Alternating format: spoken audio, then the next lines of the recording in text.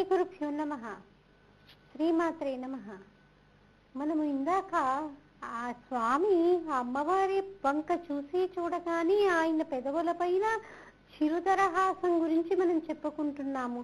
అరాడై స్వాభావ్యాతలి కలబస స్త్రీభి అలకై పరీతం తే తంత్రం పరిహసతి పంకేరుహరుచిం దరస్మిరేయస్మిన్ దశరుచి కింజల్ కరుచిరే సుగంధౌ మాధ్యంతి స్మరదహన చక్షుర్మధులిహ అంటూ ఆ తల్లి యొక్క ముఖాన్ని పద్మాన్లాగా, ఆ పద్మాలు వికసించేటప్పుడు ఒక పెటల్ తర్వాత ఒక పెటల్ ఎలా అయితే విచ్చుకుంటుందో, ఒక రెక్క తర్వాత ఒక రెక్క ఎలాగైతే విచ్చుకుంటూ ఉంటుందో, ఆ తల్లి పెదవుల పైన కూడా చిరుదరహాసము మెల్లి మెల్లిగా విచ్చుకుంటూ ఉంటే, మరి పద్మం వికసించుకున్నప్పుడేమో మనకి కనిపించేవి పద్మంలో కేసరాలు, మరి ఈ తల్లి అలా నవ్వుతూ ఉన్నప్పుడు మనకి కనిపించేవి ఆ తల్లి యొక్క దంత పంక్తి కనిపిస్తూ ఉంటుంది. కనిపించి కనిపించకుండా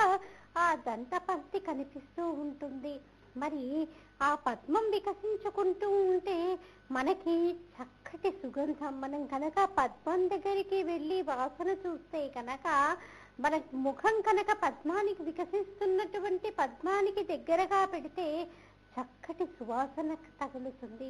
మరి అమ్మవారి ముఖానికి మనం దగ్గరగా వెళ్ళి కూర్చొని ఆస్వాదించగా ఆస్వాదించగా చక్కటి సుగంధం మన నాసికా పుటాలకి కూడా తగులుతుంది. అంటే అమ్మవారి ముఖం నుంచి సహజమైనటువంటి సుగంధము వస్తూ ఉంటుంది. మరి ఆ పద్మం మీద ఏంటి, తుమ్మెదలు వాలుతూ ఉంటాయి. తుమ్మెదలు వాలి అందులో ఉన్నటువంటి మధువుని అంటే తేనెని గ్రోలడానికి అవి ప్రయత్నం చేస్తూ ఉంటాయి. మరి తుమ్మెదలు ఏ రంగులో ఉంటాయి, నల్లగా ఉంటాయి. మరి ఆ అమ్మవారి ముఖం పైన కూడా ముంగురులు మధ్య మధ్యలో ముఖం పైన వాలుతూ ఆ ముఖానికి ఎంతో అందాన్ని ఇస్తుంది. మరి ఇంత చక్కటైనటువంటి ముఖాన్ని చూసినటువంటి పరమశివుడికేమో చిరునవ్వు తన యొక్క పెదవుల పైన వెదజల్లబడుతూ ఉంటుంది. కాబట్టి ఏంటి, మనకి ఈ తల్లి ఇలా చిరునవ్వులు చెందిస్తూ ఉన్నటువంటి ఆ తల్లి ఎవరైతే ఉందో ఆ తల్లి మనల్ని తప్పకుండా రక్షించి తీరుతుంది. మనం చెయ్యాల్సిందేంటి, ఆ తల్లిని పట్టుకోవటం. ఆ తల్లిని పట్టుకొని మనం ధ్యానంలో కనుక ధ్యానం చెయ్యటం కనుక మొదలు పెడితే తప్పకుండా మనము చక్కటి స్థితిని పొందుతాము. మరి మనకు ఒక సందేహం కలుగుతుంది, మరి ముఖంలో ఎన్నో ఉన్నాయి కదా, ముక్కుంది, పెదవులున్నాయి, దంతాలున్నాయి, మరి కనుబొమలతోటే ఎందుకండి మనకి పోల్చటం అన్నటువంటి సందేహం కలుగుతుందా లేదా? తప్పకుండా కలిగి తీరుతుంది. ఎప్పుడైతే మనం ఒక విషయం గురించి పూర్తిగా అవగాహన చేసుకుందామని మొదలు పెడతామో తప్పకుండా అనేక సందేహాలు కలుగుతాయి. అందున ఆధ్యాత్మిక విషయాలలో ఇంకా ఎక్కువ సందేహాలు కలుగుతాయి. అలా సందేహం కలగడమే ఏంటి, నిజానికి మంచిది. ఎందుకు, దాన్ని ఏదో వితండవాదం చేయటం కాదు, సందేహ నివృత్తి చేసుకునేటటువంటి ప్రయత్నం చేయాలి. నిజానికి మనకి సందేహం ఎందుకు కలుగుతుంది, ఒక విషయం పట్ల మనకి ఆసక్తి ఉన్నప్పుడు, ఒక విషయాన్ని తెలుసుకోవాలన్నటువంటి కుతూహలం మన మనసులో ఉన్నప్పుడు. కాబట్టి మనకి సందేహం కలిగింది అంటే ఏంటి, ఆ తల్లి యొక్క తత్వాన్ని గురించి తెలుసుకోవాలన్నటువంటి తపన మనలో ప్రారంభమైంది అన్నమాట. కాబట్టి మనకి సందేహం కలగడమే ఏంటి, మన ఉపాసన ఒక తారాస్థాయికి వెళ్తోంది అన్నట్టు దానికి నిదర్శనమే ఏంటి, మనకి ఏదైనా విషయం పట్ల సందేహం కలగడం. అది విమర్శనాత్మక దృష్టితో కాకుండా నిజమైనటువంటి దృష్టితో మనల్ని ఉద్ధరణ పొందాలి అన్నటువంటి దృష్టితో సందేహం కలగడం అన్నది నిజానికి చాలా ముఖ్యమైనటువంటి విషయమే, చాలా తెలుసుకోదగినటువంటి అంశమే. మరి కనుబొమ్మలతోటి ఎందుకు పోల్చటం, భయం పోగొట్టడం అన్నది? పైగా కనుబొమ్మల్ని ఆయన తోరణాలుగా ఎందుకు పెట్టుకున్నాడు? మన్మథుడైనప్పటికీ కూడా మనకి ముఖంలో కళ్ళున్నాయి, ముక్కున్నాయి, పెదవులున్నాయి, చెవులున్నాయి, ఇన్ని ఉన్నాయి కదా, మరి కనుబొమ్మల్ని ఎందుకు పెట్టుకున్నాడు అంటే అన్నటువంటి సందేహం కలుగుతుంది కదా. నిజానికి మన హావభావాలు తెలియచేయాలనుకోండి, కనుబొమ్మలే తెలియచేస్తూ ఉంటాయి. మనం చాలా ప్రసన్నంగా ఉన్నామనుకోండి, కనుబొమ్మలు చిట్లించకుండా మనం సామాన్యంగా చిరునవ్వులు చిందిస్తూ ఉన్నామనుకోండి, ఓహో గురువుగారు ఏదో చాలా ప్రసన్నంగా ఉన్నట్టున్నారే, వెళ్ళి మన సమస్య చెప్తామనేసి శిష్యులు ఏం చేస్తారు, గబగబా పరిగెత్తుకుంటూ వస్తారు.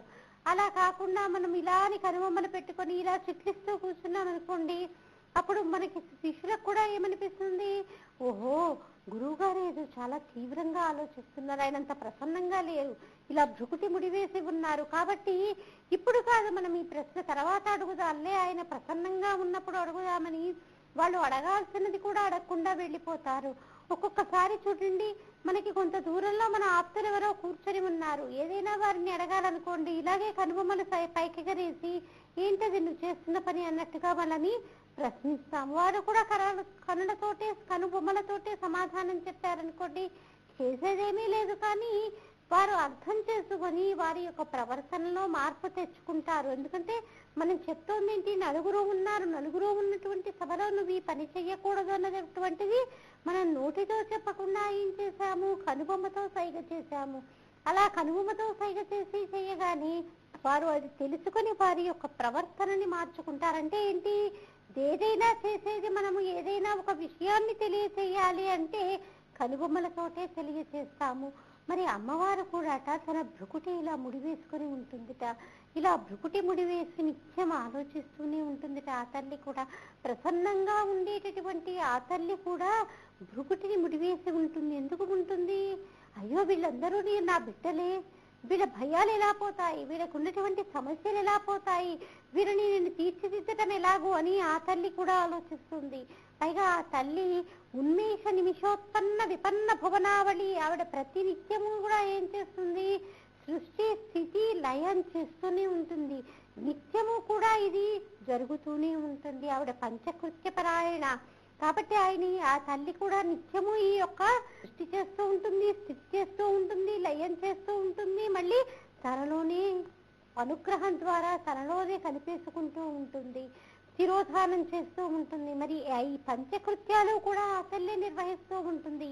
ఈ పంచకృత్యాలని కూడా ఏం చేస్తుంది, నోటితో చెప్పదుట, కనుబొమ్మల సైగతోటే ఆ తల్లి ఈ పనులన్నీ కూడా నిర్వహిస్తూ ఉంటుంది. దీన్ని మనకి ఎంతో చక్కటి శ్లోకంతో మనకి మన శంకర భగవత్పాదుల వారు సౌందర్య లహరిలో తెలియచేశారు.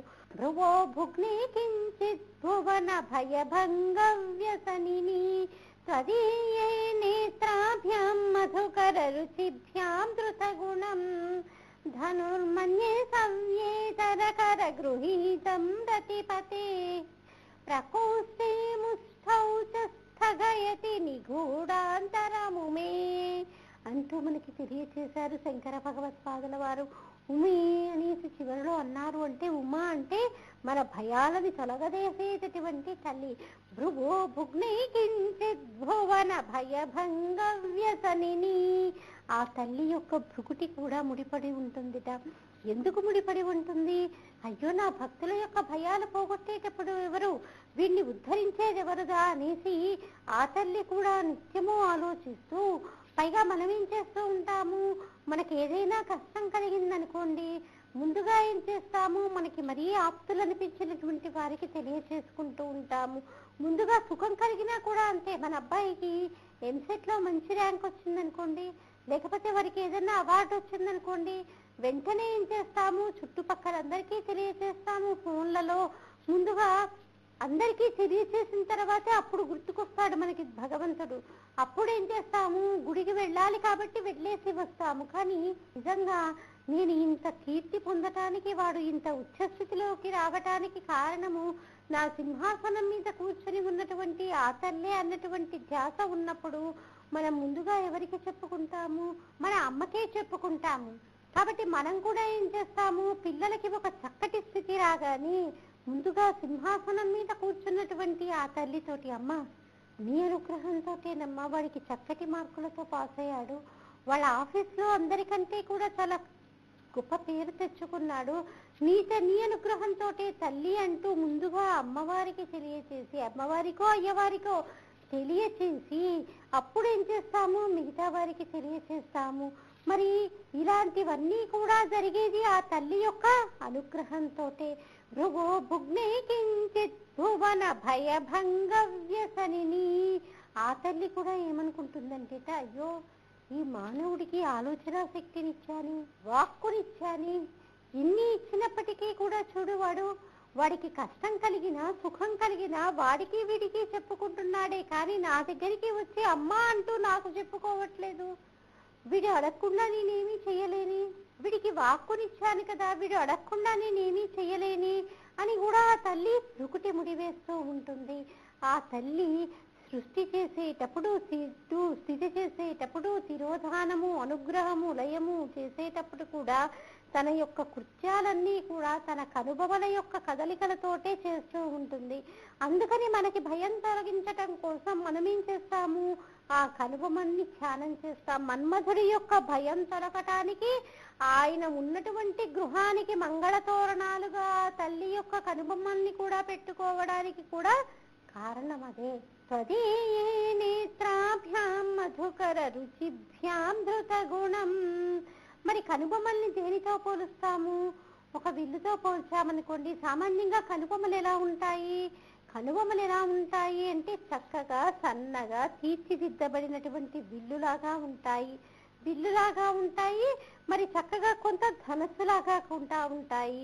మరి ఈ కనుబొమ్మలు ఇంత చక్కగా ధనస్సులాగా ఉన్నాయే, కానీ ఇప్పుడు చూస్తూ ఉంటే మనకి ఏమనిపిస్తుంది అంటే కనుబొమ్మలని ఇష్టం వచ్చినట్లు కత్తిరించుకోవటం, చాలా సన్నగా చేసేసుకోవటం అన్నది నిజానికి చాలా తప్పుడు కార్యంగా చెప్పబడుతుంది, తప్పుడు పనిగా చెప్పబడుతుంది. ఎందుకంటే సాముద్రిక శాస్త్రం రీత్యా ఇది తప్పు పనిగా చెప్పబడుతుంది శాస్త్రంలో. ఆడదాని యొక్క కనుబొమ్మలకి అంతటి వైశిష్ట్యం ఉంది. మరి అమ్మవారి కనుబొమ్మలు కూడా తీర్చిదిద్దినట్టు విల్లులాగా ఉంటాయి. మళ్ళీ ధనుర్మన్యే సవ్యేతరకర గృహీతం రతిపతే. ఆ ధనుర్మన్యే సవ్యేతరకర గృహీతం రతిపతే.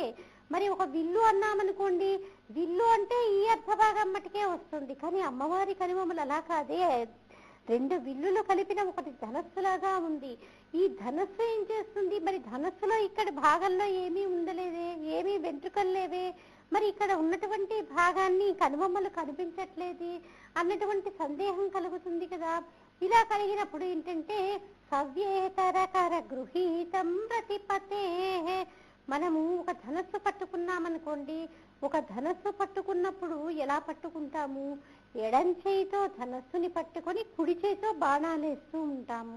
మరి రెండు చేతులతో కూడా బాణాలు కొట్టగలిగినటువంటి నైపుణ్యం ఉన్నటువంటి వాళ్ళని సవ్యసాచి అని పిలుస్తాం. సవ్యసాచి అనగానే మనకి గుర్తుకొచ్చేది అర్జునుడు ఒక రకమైనటువంటి బాణాలు వేస్తే మన్మధుడు కూడా సవ్యసాచిగా ఉండి ఆయన కూడా ఏం చేస్తాడు? కుడి చేతితోటి ఎడమ చేతితోటి కూడా బాణాలు వేసేస్తూ ఉంటాడు. బాణాలు వేస్తూ ఉండి మన పైన బాణాలు వేస్తూ మనల్ని సృష్టి నడిపించటానికి ముందుకు నడిపిస్తూ ఉంటాడు ఆయన. మరి అలా పట్టుకున్నప్పుడు మరి మధ్య భాగం ఏమైపోయినట్టు? మధ్య భాగం కూడా ఏంటంటే ఈ కనుబొమ్మల మధ్య ఉన్నటువంటి ఈ భాగాన్ని కూడా మన్మధుడు తన చెయ్యితో పట్టుకునేసరికి ఆ చెయ్యి భాగం చేత కట్టబడింది.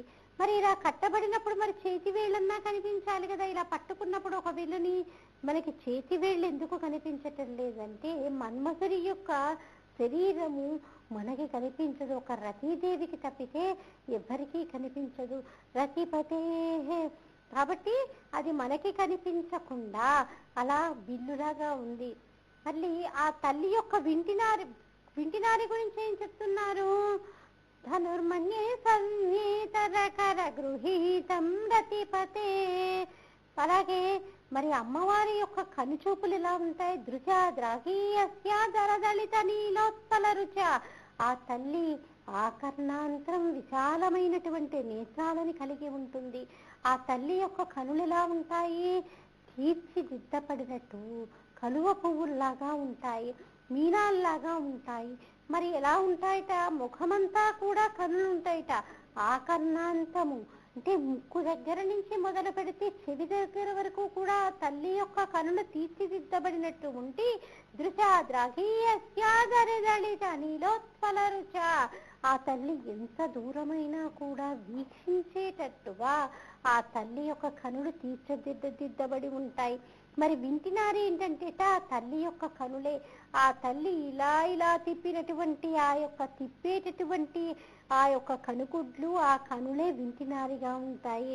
ఇవన్నీ చెప్తూ ఆ మన్మథుడు కూడా ఏంటి, సవ్యసాచిగా ఉండి అటూ ఇటూ తన చేతులతోటి మన్మథ బాణాలు వదులుతూ ఉంటాడు. ఎప్పుడైతే మనము ఆ తల్లిని ఆరాధన చేస్తూ ఉంటామో ఆ తల్లి కూడా ఏం చేస్తుందిట, వాడిపైన మన్మథ బాణాలు వేయడానికి వీల్లేదు, వాడు అలౌకికంగా ఇంకా ఎత్తుకు వెదగాలనుకుంటున్నారని ఆ తల్లి మన్మథుణ్ణి ఆపేస్తుంది. కాబట్టి మనం ఎప్పుడైతే ఆ తల్లి చేతిలో ఉన్నటువంటి చెరుకు బిల్లుని కనుక చూస్తే, మన్మథుడి చేతిలో ఉన్నటువంటి చెరుకు బిల్లుని చూసామా, మన మనసు లౌకికమైనటువంటి విషయాలపై ఇట్లా పరుగులు తీస్తూ ప్రతి అందాన్ని కూడా నేనే పొందాలి, ప్రతి సుఖాన్ని కూడా నేనే అనుభవించాలి అన్నటువంటి తాపత్రయంతో మనం ముందుకు వెళ్ళిపోతాము. కానీ ఎప్పుడైతే ఆ తల్లి చేతిలో ఉన్నటువంటి మన్మథ బాణాన్ని చూసినా, లేకపోతే ఆ తల్లిని ఆరాధన చేస్తూ ఉన్నటువంటి మనము మన్మథుడు వేసేటటువంటి బాణాలు మా పైన తగలకుండా చూడు తల్లి అని మనము ఆ తల్లిని వేడుకున్నప్పటికీ కూడా ఆ తల్లి ఏం చేస్తుంది, మన్మథుడిని కట్టడి చేస్తుంది. ఎందుకు, ఆ మన్మథుడు ఉండేదే ఆ తల్లి యొక్క ముఖంలో కదా, కాబట్టి ఆ తల్లి కట్టడి చేస్తుంది. ఏ రకంగా అయితే మన్మథుడిలో ఉన్నటువంటి భయాలని తొలగదోసిందో ఆ తల్లి, మనలో ఉన్నటువంటి భయాలని కూడా ఆ తల్లి తొలగతోస్తుంది. అది ఈ నామము యొక్క వైశిష్ట్యం. వదన స్మర మాంగళ్య గృహతోరణ చెల్లిక. ఆ తల్లి యొక్క ఈ నామాన్ని కనుక మనం పట్టుకున్నట్లయితే తప్పకుండా మన మనసులో ఉన్నటువంటి భయాలన్నీ కూడా తొలగిపోయి మనము ఆధ్యాత్మిక వైపు ఆ తల్లిని ఉపాసన చేయట యందు ఇంకా కొంచెము ముందుకు వెళ్ళగలుగుతాం. మనం ఇందాక చెప్పుకున్నాము, ఏ ఇంటికి మంగళ తోరణం కట్టాలన్నప్పటికీ కూడా పరమశివుడి యొక్క అనుగ్రహం ఉండాల్సిందే అని. ఈ విషయం మనకి ఎలా సుస్పష్టమవుతుంది అంటే, మనకి శంకర భగవత్పాదుల వారు శివానంద లహరిలో ఒక శ్లోకాన్ని అనుగ్రహించారు. కరస్తే హే మాత్రౌ గిరిశ నికటస్తే ధనపతౌ గృహస్థే సర్భూజాసురభి చింతామణి గణే శిరస్తే సీతాంశో చరణయుగళస్తే అఖిల శుభౌ కమర్థం దాస్యేహం భవతు భవదర్థం మమ మనః.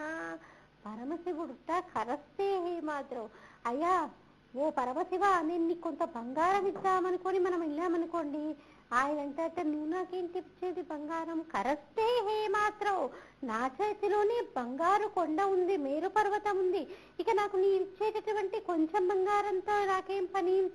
కరస్తే మాత్రం గిరిశ నికటస్తే ధనపతో, పోనీ నీకు కొంత డబ్బిద్దామయ్యా పరమశివ అనుకుంటున్నానంటే ఆయన యొక్క కనుసన్నల్లో కుబేరుడు ఉంటాడట. ధనపతి అయినటువంటి కుబేరుడుండి ఎప్పుడెప్పుడు పరమశివుడు అడుగుతాడా ఆయన సహాయం చేయటానికి సిద్ధంగా ఉన్నట్ట. మరి ఆ కుబేరుడికే ఇప్పటి వరకు ఆయన ఏమీ అడగలేదు. ఎందుకు, ఆయన దిగంబరుడుగా ఉండి మనలో ఉన్నటువంటి కోర్కెలన్నింటినీ తీర్చడానికి ఆయన సిద్ధంగా ఉన్నాడు. మరి అలాంటి పరమశివుడు మనం డబ్బులిస్తే తీసుకుంటాడా? కుబేరుడే ఎదురు చూస్తూ ఉంటాడు ఆయన దగ్గర, ఆయన్ని ఏమన్నా అడుగుతాడేమో అని. మరి కరస్తే హే మాత్రౌ గిరిశ నికటస్తే ధనపతౌ గృహస్థే సర్భూజాసురభి చింతామణి గృహే. పోనీ ఇంకేమన్నా నీకు అనుగ్రహిద్దామా, నీకేమన్నా నేను దక్షిణిద్దామనుకుంటే ఆయనకి ఇవ్వటానికి ఏం లేదుట. ఆయన ఇంట్లోనే కామధేను ఉంది, కల్పవృక్షం ఉంది, ఇంకా ఆయనకి ఏమిస్తాము? ఆయన కోరుకున్నంత మాత్రంలో అమర్చి పెట్టడానికి అన్నీ ఉన్నాయి. పైగా ఆయనే ఎవరు? చింతామణి పాణిగ్రాహి, చింతామణి గృహంలో నివాసం ఉంటాడు. చింతామణులు అంటే ఏంటి? చింతించినంత మాత్రాన అన్నీ సమకూరేటటువంటి చింతామణులు అంటారు. మరి అలాంటిది ఆయన చింతామణి పాణిగ్రాహి, ఆయన చింతామణిని ఆయన పాణిగ్రహణం చేసుకున్నాడు. మరి ఇక ఆయనకి మనం ఇచ్చేదేముంది? శిరస్తే సీతాంశో చరణ యుగళస్తే అఖిల శుభౌ. నీ శిరస్సు మీద పోని చల్లగా ఉండడానికి ఇంకేమైనా ఇద్దామంటే నువ్వు శిరస్సులోని గంగమ్మని పట్టుకొని ఉన్నావు. పైగా దానికి తగ్గట్టు ఆ చల్లదనం సరిపోనట్టు ఏంటి, నెలవంక నీ యొక్క శిరస్సు పైన ఉంటుంది. మరి అలాంటిది ఇక నేను చల్లగా ఉండడానికి ఏమి ఇవ్వగలనయ్యా, నేనేమీ ఇవ్వలేను. నీ యొక్క పాదధూళి కిందే, నీ పాదాల కిందే అన్ని శుభాలు కూడా అమరి ఉన్నాయి. నిజానికి చూడండి, ఒక్కసారి పరమశివుడు కనుక తన పాదాన్ని విజిలిచ్చాడనుకోండి, ఆయన విజిలిచ్చినటువంటి పాదం నుంచి వచ్చినటువంటి ఒక చిన్న పాద ధూళి ఏదైనా మన ఇంటి లక్ష్మీ కొమ్మికి అంటుకుందనుకోండి, అప్పుడు మన ఇంటికి అదే మంగళతోరణం అవుతుంది. నిజానికి పరమశివుడి ఆరాధన చేసేటటువంటి వారిని గమనించండి, వారి ఇంటికి అమంగళం అన్నదే ఉండదు. నిత్యము వారి ఇంట్లో శుభాలు సమకూరుతూనే ఉంటాయి. కాబట్టి ఆయన యొక్క చరణాల కిందే అన్ని శుభాలు కూడా దాగుకొని ఉంటాయి. కమర్థం దాస్యేహం భవతు భవదర్థం మమ మనః. అయ్యా నీకు ఇన్నున్నా ఇక నేను నీకేమి ఇవ్వగలను, నేను నీకేమీ ఇవ్వలేను, ఇచ్చినా నువ్వు పుచ్చుకోలేవు. కాబట్టి నేను నా మనసు అనేటటువంటి పుష్పాన్ని నీకు అర్పణ చేస్తున్నాను. నేను ఇచ్చినటువంటి మనసును స్వీకరించు ప్రభు. ఎప్పుడూ కూడా నా మనసు ప్రాపంచికమైనటువంటి సుఖాల పట్లే మక్కువ చూపుతుంది. అది కావాలి ఇది కావాలి అని కోరుకుంటుందే కానీ లౌకికమైనటువంటి విషయాల పట్ల లౌకికమైనటువంటి విషయాల పట్ల ఆసక్తి తప్పితే అలౌకికమైనటువంటి విషయాల పైన నా మనసు వెళ్ళడానికి ప్రయత్నమే చేయట్లేదు. కాబట్టి ఇవన్నీ కాదు, కానీ నీకు ఇవన్నీ నేను ఇవ్వలేను, కానీ నా మనసు అనేటటువంటి పుష్పాన్ని నీకు అర్పణ చేస్తున్నాను, నువ్వు స్వీకరించు ప్రభు అంటూ మనకి తెలియచేశారు. కాబట్టి ఏ ఇంటికి శుభ లగ్నాలు జరగాలన్నా, ఏ ఇంటికి ఎప్పుడు కూడా శుభాలు జరుగుతూ ఉండాలన్నా ఆ తండ్రి యొక్క అనుగ్రహం కూడా అంతే ముఖ్యం. కాబట్టి అర్ధనారీశ్వర తత్వంతో మనము అమ్మవారిని అయ్యవారిని కూడా పూజించామనుకోండి, చక్కటి స్థితి కలుగుతుంది. కాబట్టి అమ్మవారిని పూజించాలా అయ్యవారిని పూజించాలా అన్నటువంటిది ఆలోచన వదిలిపెట్టి ఇద్దరూ కూడా ఒకటే. మన మనసు పట్టుకోవటానికి ఎవరికి ఇష్టమైనటువంటి వస్తువుని వాళ్ళు పట్టుకోవడం కోసం వారు ఆ రూపాన్ని ఎత్తుతారే కానీ నిజానికి అమ్మవారికి ఒక రూపం ఉందా, లేదే. మనల్ని ఉద్ధరించటం కోసం ఆ తల్లి ఏం చేసింది, అనేక రూపాలని స్వీకరించింది. అరూపంగా ఉండేటటువంటి తల్లి రూపంతో వ్యక్తం అవడానికి కూడా కారణం అదే. అరూపంలో ఉన్నటువంటి ఆ తల్లి రూపంలో వ్యక్తమయ్యి మనల్ని ఉద్ధరిస్తోంది. కాబట్టి ఈ రకంగా ఏంటి, మనము ఆ తల్లిని ఆరాధన చేస్తూ మనము ఎంచుకున్నటువంటి గమ్యం వైపు అడుగులు వేసేటటువంటి ప్రయత్నం చేయాలి. మరి ఈ యొక్క వదనస్మర మాంగళ్య గృహతోరణ చిల్లిక అన్నటువంటి నామంలో కనుబొమ్మల గురించి తెలుసుకోవడమే కాదు, ఈ యొక్క నామంలో అనేక బీజాక్షరాలు దాగుకొని ఉన్నాయి. ఈ బీజాక్షరాలన్నీ కూడా దేనికి సంబంధించింది, సృష్టి ఏర్పడడానికి, సృష్టి ఇలా నడవటానికి, సృష్టి లయం కావడానికి, సృష్టి ఇలా పైకి ఎదగటానికి కూడా కారణభూతమైనటువంటి అన్ని బీజాక్షరాలు కూడా ఈ వదనస్వర మాంగళ్య గృహతోరణ చిల్లిక అనేటటువంటి నామంలో దాగుకొని ఉన్నాయి. మనం సులువుగా చెప్పుకోవటానికి ఈ నామాన్ని మనం చెప్పుకుంటే చాలు, మనలో ఉన్నటువంటి భయాలన్నీ కూడా తొలగిపోతాయి. మళ్ళీ మనం రేపు వక్రలక్ష్మీ పరీవాహ చరన్మీనాభలోచన అనేటటువంటి మహత్తరమైనటువంటి నామం గురించి చెప్పుకుందాము. మనం సామూహికంగా కాత్యాయని వ్రతాలు నిర్వహిస్తున్నామమ్మా. ఈ కాత్యాయని వ్రతాలు చేసుకున్నంత మాత్రాన వివాహ యోగ్యత అనేది త్వరగా సిద్ధిస్తుంది.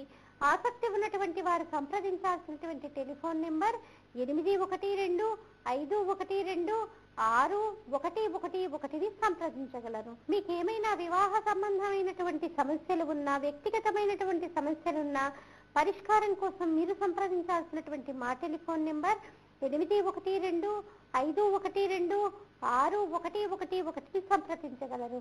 ఇంకా దీనికి సంబంధించిన విషయాలు మళ్ళీ మన కార్యక్రమంలో చూద్దామమ్మా. స్వస్తి.